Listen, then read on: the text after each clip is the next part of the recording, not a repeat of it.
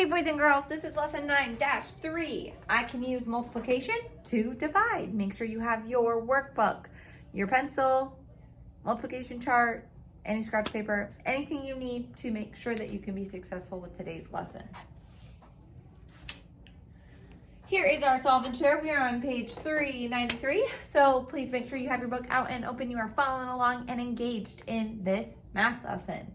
A sandwich shop prepares large wraps and cuts them into fourths. Each fourth is one serving. William buys 5 whole wraps for a party. How many servings in all does he get? Solve this problem any way you choose. So go ahead and split this, or try this problem, split up your sandwiches, see how many you get, and then we'll go over our answers together. Okay, so in one sandwich wrap, we have 4 servings, right? Because each fourth is one serving. 1, 2, 3, 4. Each of those are a serving. Now, this is just one. I have 4 servings in one wrap.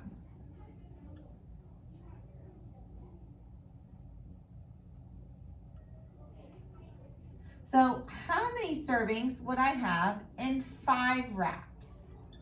Is kind of what you can start to think about.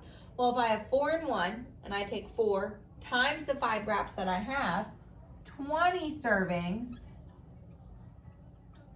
would be in 5 wraps. You could draw pictures. So we could do sandwich 1, 2, 3, 4, 5. We're gonna, oh, a little extra there. Split them up into fourths.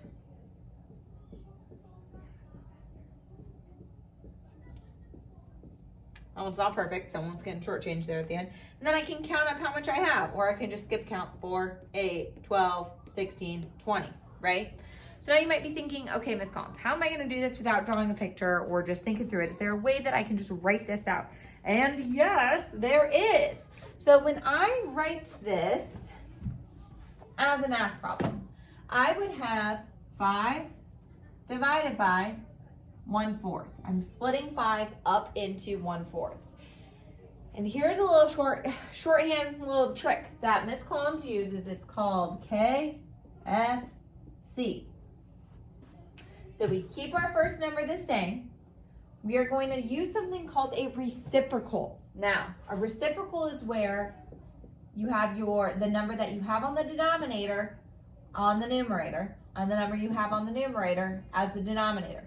So 4/1 is the reciprocal to 1/4. Reciprocal, which is kind of a fun word to say. Give it a try. So we're going to flip our second number or our fraction there to be the reciprocal.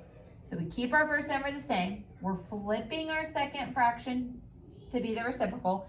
And then I'm going to change the sign to multiplication. So we keep our first fraction. We flip the second fraction to be the reciprocal, and then we change the sign to multiplication. And then if I were to do 5 times 4, I'd get 20. 1 times 1 is 1. And so what you're noticing here is when we take a number and we divide it by a number less than 1, our answer gets bigger, which is weird because we're dividing, and a lot of times we think division smaller. So we need to make sure that we're thinking, okay, well, when I'm dividing by a fraction less than 1, I'm splitting this whole up into more groups. I'm going to have more pieces. Look at all those pieces of sandwich I've got over there, illustrated so beautifully. So that keep, flip, change can be a great way to help us remember how to use multiplication when we're dividing. Okay, let's go ahead and check out our essential question and our visual learning bridge. Dun, da, da, da. All right, how is dividing by a fraction related to multiplication? KFC, baby. All right, not the chicken, the fractions. All right, if a bottle of liquid food plant food contains 3 cups, how many plants will you be able to feed?